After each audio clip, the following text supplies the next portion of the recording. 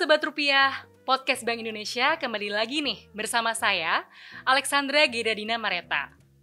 Sobat Rupiah, baru-baru ini Bank Indonesia menerbitkan 2 instrumen moneter, yaitu Sekuritas Falas Bank Indonesia atau SVBI dan juga SUFBI atau Sukuk Falas Bank Indonesia yang sudah dilelang sejak November 2023 lalu.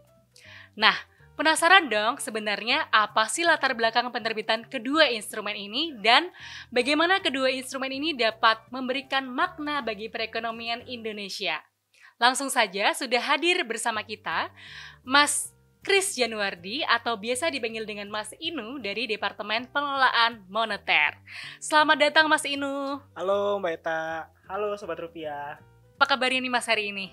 Alhamdulillah baik. Puji Tuhan, jadi udah siap ya Mas ya menjelaskan kepada Sobat Rupiah dimanapun Sobat Rupiah berada terkait dengan SVBI dan SUFBI ya Mas ya? Oke, siap. Jadi sebelumnya nih Mas, mungkin Mas bisa menjelaskan kepada Sobat Rupiah apa sih yang dimaksud dengan SVBI dan juga SUFBI? Oke, jadi untuk memperkuat kebijakan Bank Indonesia dalam menjaga stabilitas nilai tukar rupiah dan juga untuk mendukung upaya penguatan pendalaman pasar uang, Bank Indonesia pada bulan November yang lalu menerbitkan 2 instrumen, yaitu SVBI atau Sekuritas Valuta Asing Bank Indonesia, dan yang kedua itu adalah SUVBI atau Sukuk Valuta Asing Bank Indonesia.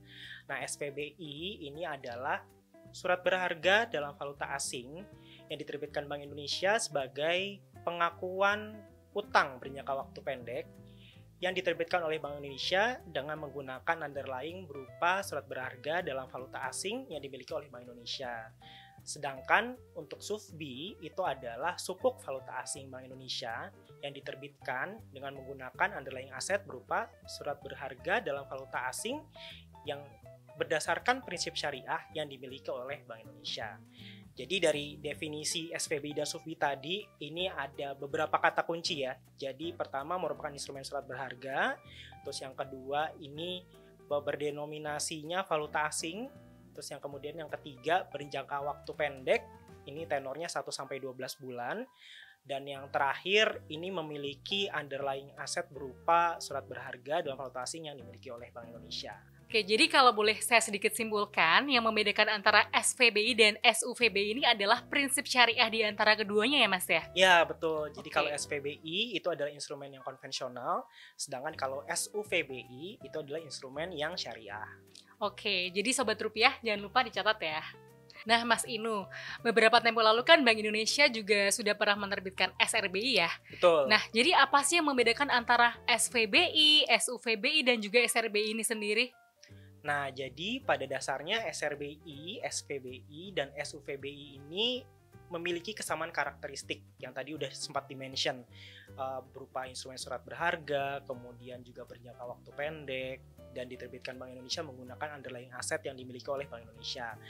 Namun yang membedakan ini adalah denominasi mata uangnya. Jadi kalau SRBI ini diterbitkan dengan denominasi mata uangnya adalah rupiah, sedangkan kalau SVBI dan SUVBI ini diterbitkan dengan denominasinya mata uangnya adalah falas. Dalam hal ini adalah dolar Amerika Serikat atau USD.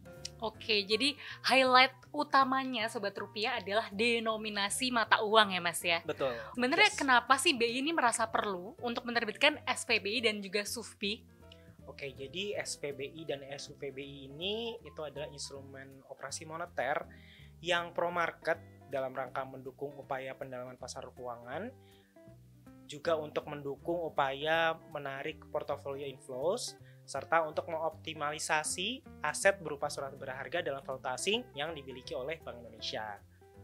Mas Inu, mungkin Sobat Rupiah di sini banyak yang belum familiar dengan istilah yang pro market. Oke. Nah Mas Inu boleh dong jelasin lebih lanjut apa sih yang dimaksud dengan istilah yang pro market itu sendiri? Jadi dengan hadirnya SVBI dan SUVBI ini itu bisa menambah instrumen yang ada di pasar keuangan domestik.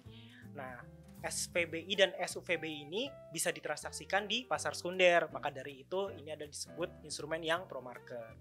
Oke, jadi kuncinya ini adalah bisa ditransaksikan di pasar sekunder. Betul. Yang intinya ini bisa memperdalam pasar keuangan gitu ya Mas ya. Yes. Dan tadi di awal Mas Inu sempat mention bahwa kedua instrumen ini juga merupakan cara Bank Indonesia untuk memperkuat kebijakan untuk menjaga stabilitas nilai tukar rupiah nih. Ya, betul. Nah itu gimana sih Mas caranya? Jadi SVBI dan SVBI ini kan bisa ditransaksikan di pasar sekunder. Ini termasuk bisa dibeli oleh non-residen atau pihak asing. Nah, dengan dibelinya SVBI dan SVBI ini oleh non-residen, ini diharapkan bisa menarik capital inflows masuk ke dalam negeri. Nah, dengan masuknya capital inflows ke dalam negeri, ini menambah devisa yang ada di Indonesia. Dengan bertambahnya pasokan falas yang ada di Indonesia, ini diharapkan dapat mendukung upaya penguatan nilai tukar rupiah. Wah, menarik banget ya Masnya. Jadi kedua instrumen ini sebenarnya sangat signifikan ya untuk mendukung perekonomian Indonesia. Mas, jadi gimana sih caranya kalau kita mau beli SUFBI dan SVBI ini? Jadi SVBI dan SUFBI ini bisa dibeli baik di pasar perdana maupun di pasar sekunder. Karena SVBI dan SUFBI adalah instrumen operasi moneter, maka yang dapat berpartisipasi dalam lelang penerbitan di pasar perdananya itu adalah bank umum konvensional yang sudah menjadi peserta operasi moneter. Ini untuk lelang penerbitan SVBI, dan untuk yang lelang penerbitan SUFBI ini diikutinya oleh bank umum syariah ataupun unit usaha syariah yang sudah menjadi peserta operasi moneter syariah Bank Indonesia. Nah, sedangkan di luar itu residen, non-residen, non-bank, individual itu dapat membelinya di pasar sekunder dari bank-bank yang sudah membeli SVBI maupun SUFBI di pasar perdana tadi. Oke, jadi dua cara yang bisa kita lakukan adalah melalui pasar perdana dan juga pasar sekunder ya Mas ya? Betul sekali. Oke, nah selanjutnya nih Mas, gimana sih cara Bank Indonesia bisa mengukur keberhasilan dari kedua instrumen yang baru saja diterbitkan ini? Ini kembali lagi ke tugas utama Bank Indonesia, Mbak Eta, Sobat Rupiah. Ada 3 pilar utama bidang tugas Bank Indonesia, yaitu yang pertama, menetapkan dan melaksanakan kebijakan moneter. Yang kedua, mengatur dan menjaga kelancaran sistem pembayaran. Dan yang ketiga, stabilitas sistem keuangan.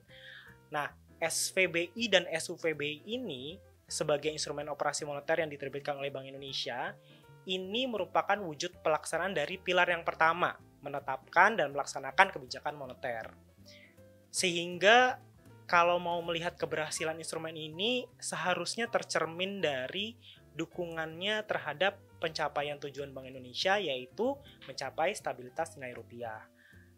Tapi tentunya keberhasilan ini tidak bisa diukur secara sendiri-sendiri, SVBI, SUFBI.